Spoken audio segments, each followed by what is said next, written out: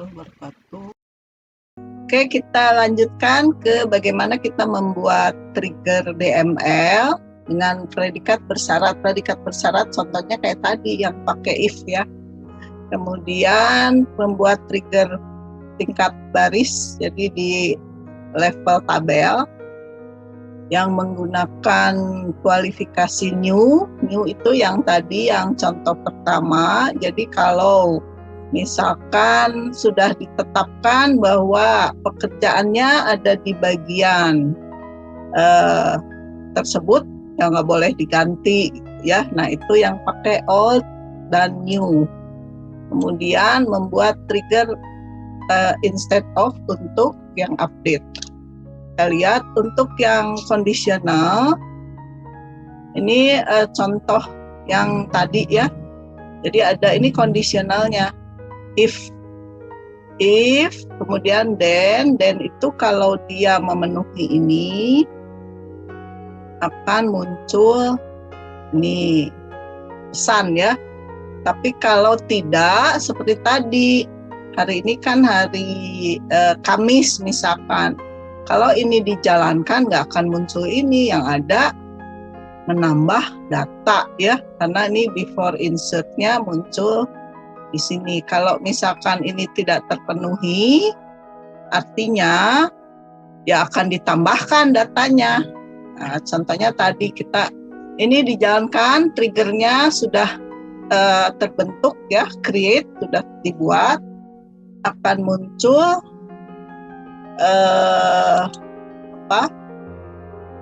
insert, akan muncul create trigger, itu artinya triggernya sudah dibuat. Kemudian kita tes, misalkan nambah data, maka kalau hari ini sysdate itu hari ininya hari Kamis, tetap akan ditambah. Tapi kalau hari ininya misalkan diganti ya, tanggal 10 Juli, nah pasti akan muncul ini.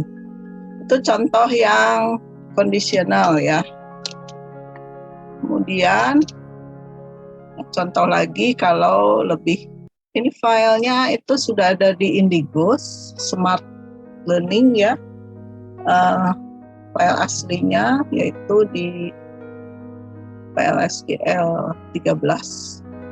Jadi nanti bisa di-download. Terus kalau DDL tuh perintah-perintah definisi ya, perintah dasar. Kejadian yang menyebabkan trigger DDL aktif, kemudian bagaimana kita membuat trigger untuk DDL. Sebetulnya intinya sama ya, perintahnya aja. Kalau DML kan tadi insert, delete, update. Kalau DML tuh, kalau DDL create, paling juga alter. Nah, create tabel, delete, drop tabel, kayak gitu. Perintah-perintah yang berhubungan dengan pembuatan tabel itu masuk kategori DDL. Apa sih ini DDL dan database trigger, database event trigger? Nah, untuk DDL dipicu oleh pernyataan ini DDL ya. Ada create, drop, alter. Alter untuk mengubah, kalau drop menghapus tabel. Nah, untuk yang event database dipicu oleh peristiwa non-SQL. Misalkan ini sebetulnya sudah berhubungan dengan admin ya, administratur. Jadi ke pengaturan database-nya. Seorang pengguna misalkan connect, jadi dia log on ya.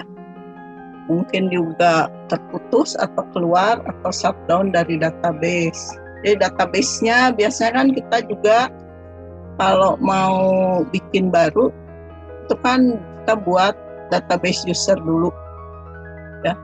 Di SQL 11 juga sama, yang 10 juga sama. Nah, kalau misalkan kita login langsung itu kita dianggap sistem. Kalau kita aktifkan yang alter tabel, yang database yang mau dipakai, kita tinggal di mengalter tabelnya. Nah, DBA bisa dimulai login ya, bisa juga kita log out tuh.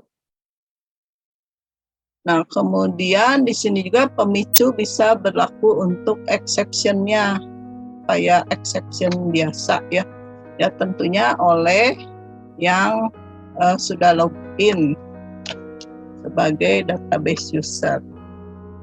Nah, cara creating trigger-nya, nah di sini bedanya ya ada database-nya, mau ke database mana.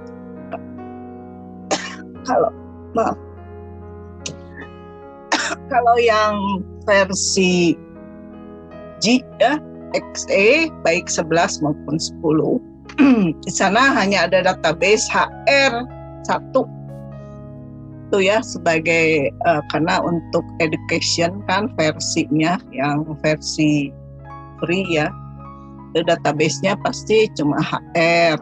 Nggak tahu kalau di versi yang terbaru mungkin ada database lain ya. Kan kalau sekarang kita download si Oracle-nya itu kalau nggak salah udah versi 12 ya.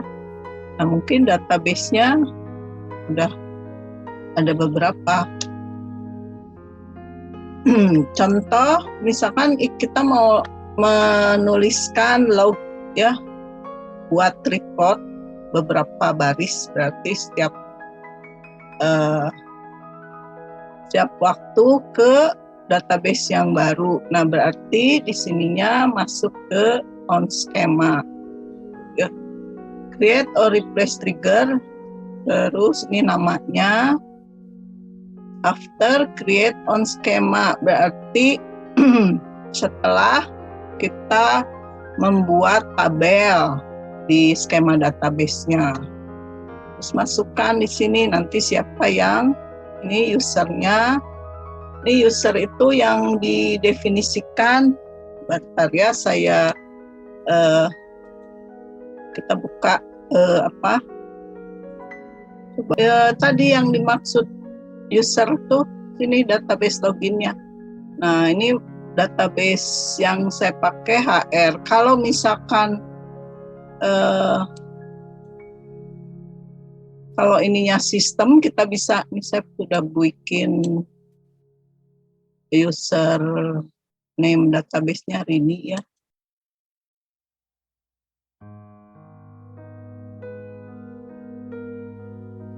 Nah, nanti sebetulnya kita bisa lihat, nah ini DBA-nya di sini nih, di administrasi. Nah, kalian bisa buat di sini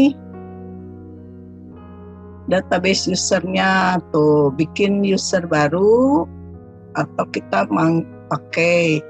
Kalau misalkan karena ini sistem ya, kalau di sistem baru kita bisa buat. Kalau kita sudah masuk ke HR, ini kan berarti user database-nya ini seperti yang tadi.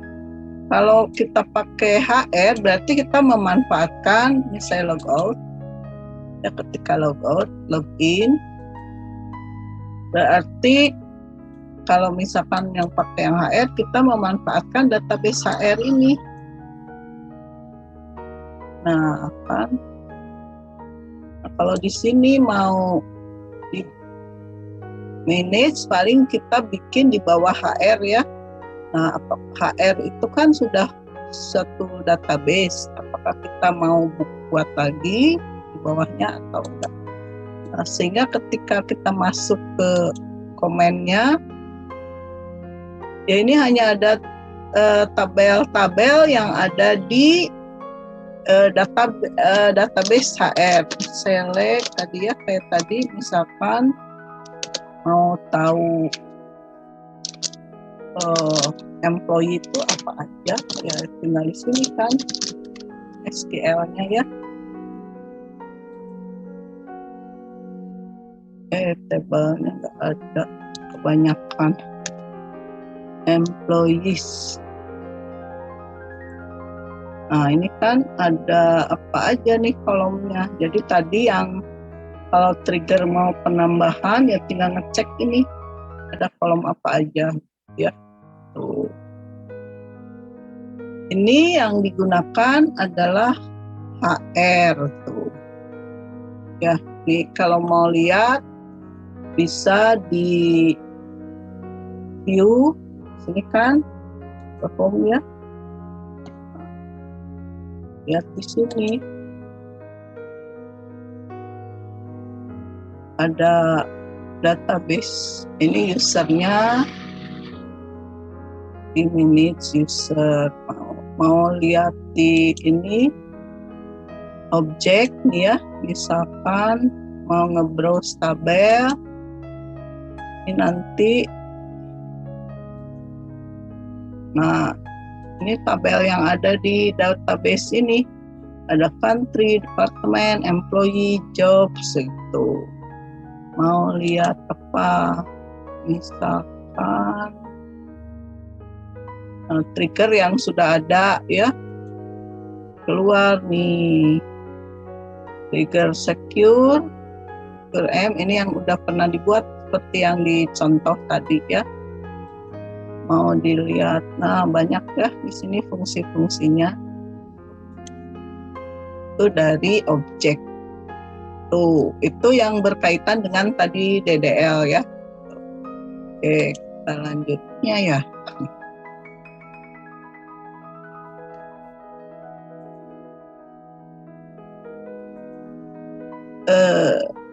Nah, selanjutnya untuk yang database event ya, ini on database fire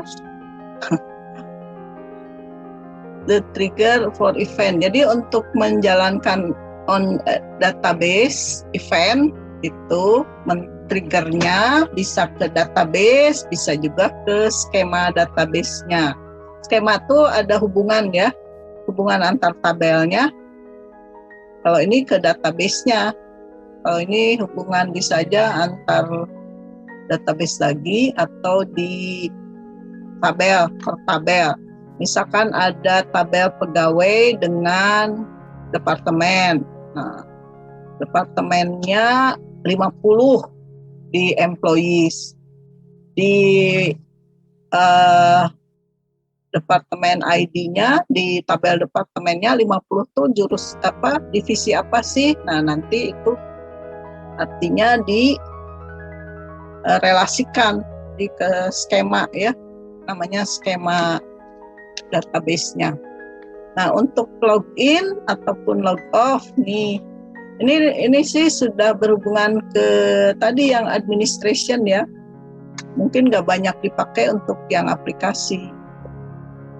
After log on di skema database-nya, nah ini tambahkan untuk lognya, catatan ya, user ID-nya siapa, kemudian kapan dia log. Ini sih umumnya untuk keamanan, jadi ditambahkan log dia sudah, si user ini pada hari ini sudah log on. Nah, jadi ada keterangan. Jadi nanti ketika dijalankan si Oracle-nya akan keluar ini catatan ini. Oh, ini usernya ini pada tanggal sekian sedang log on gitu. Jadi untuk di awal ya. Kalau log off juga sama. Oh, yang barusan log off adalah si user ini ketika triggernya dijalankan. Tuh. Sama ya, kalau server database-nya error juga after error keluar nih ada error apa.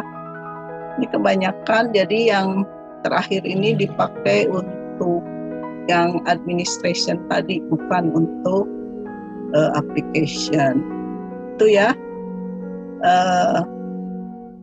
materi yang kita bahas hari ini. Silakan barangkali kalau ada pertanyaan.